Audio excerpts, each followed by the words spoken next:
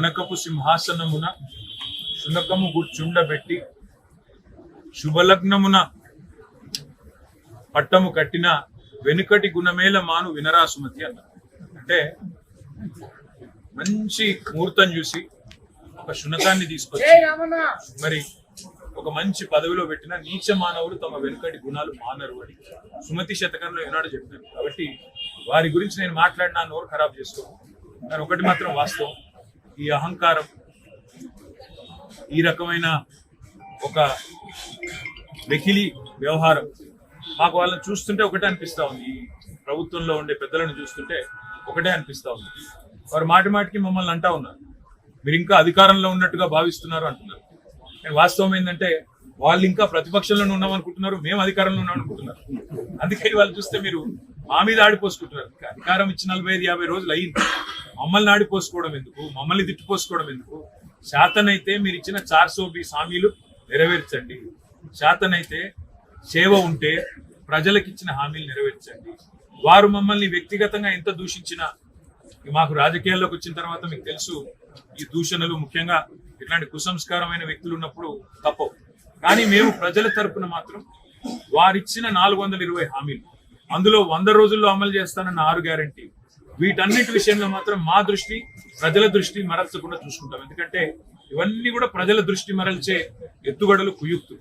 వాళ్ళ రాష్ట్రంలో ఒకటి స్పష్టంగా కనబడుతోంది కదా, కాంగ్రెస్ బీజేపీల ఫెవికాల్ బంధం ఏదైతే ఉందో రోజు రోజుకి ప్రజలకు అర్థమవుతాం. మీరు గమనిస్తే మన కడియం శ్రీహరి గారు, మా కౌశిక్ రెడ్డి గారు ఇద్దరు కూడా ఇక్కడే ఉన్నారు. వారు ఎమ్మెల్సీలుగా ఉండే తర్వాత మొన్న ఎమ్మెల్యేలు అయినారు. ఇద్దరు రాజీనామా చేసినారు ఒకటే రోజు రాజీనామా చేస్తే చైర్మన్ గారు అదే క్షణంలో ఒకటేసారి ఆమోదించారు.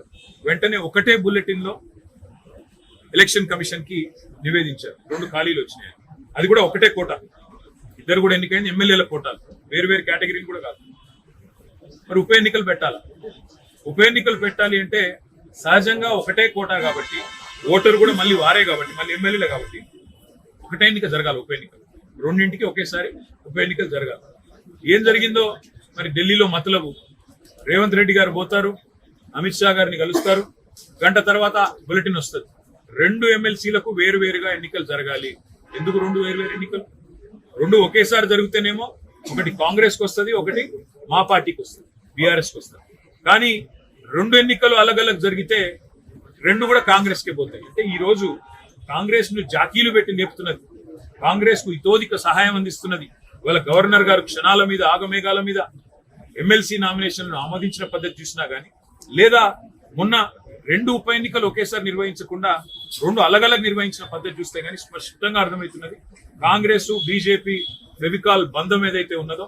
మన బండి సంజయ్ గారు కూడా బాహాటంగా చెప్పారు కదా, స్పష్టంగా చెప్తున్నాడు ఆయన, మీరు మేము కొట్టుకుంటూ కాదు, ముందు బీఆర్ఎస్ ను ఖతం చేద్దాం అనే మాట మాట్లాడుతున్నారు. ఇక్కడ గుంపు మేస్త్రి గారు కూడా అదే మాట్లాడుతున్నారు. కాబట్టి నేను అనేది రాష్ట్ర ప్రజలకు నేను చేసే విజ్ఞప్తి, వాళ్ళు ఏం జరుగుతా ఉందో అర్థం చేసుకోండి, అవగాహన చేసుకోండి. నిన్న మొన్నటిదాకా మా మీద దుమ్మెత్తి పోసినారు, మీరేదో బీజేపీతో అంటగాగుతున్నారు. కానీ ఇవాళ ఎవరితో అంటగాగుతున్నారో ఈ పరిణామాలు చూస్తుంటే స్పష్టంగా కనబడతా ఉంది. మరి ఇంతకంటే ఎక్కువ రాజకీయాలు, రాజ్యాంగం అమల్లోకి వచ్చిన గణతంత్ర దినోత్సవం నాడు ఎందుకంటే ఎక్కువ రాజకీయాలు వద్దు. కానీ ఒక డిమాండ్ మళ్ళీ నేను పునరుద్ఘాటిస్తా ఉన్నా, ఈ రాష్ట్రంలోని ప్రతి సర్పంచ్ సోదరుడు సోదరి తరపున మా పార్టీ డిమాండ్ చేస్తా ఉంది, వచ్చే పంచాయతీ ఎన్నికలు జరిగేంత వరకు సర్పంచ్ల పదవీ కాలాన్ని పొడిగించండి. ప్రజాపాలన అంటే ప్రజా ప్రతినిధులు నడిపించాలి తప్ప పర్సన్ ఇన్ఛార్జీలు నడిపిస్తే దాన్ని ప్రజాపాలన అనరు. మీకు ఒకవేళ ఎన్నికలు పెట్టే ఉద్దేశం ఉంటే ఎన్నికలు పెట్టండి, లేని పక్షంలో వీరి పదవీ కాలాన్ని పొడిగించి ప్రజాపాలన అనే దానికి నిజమైన నిర్వచనం ప్రజాప్రతినిధుల ఆధ్వర్యంలో నడిచే పాలన అనే విషయాన్ని మర్చిపోకుండా ముందుకు పోవాలనుకోండి.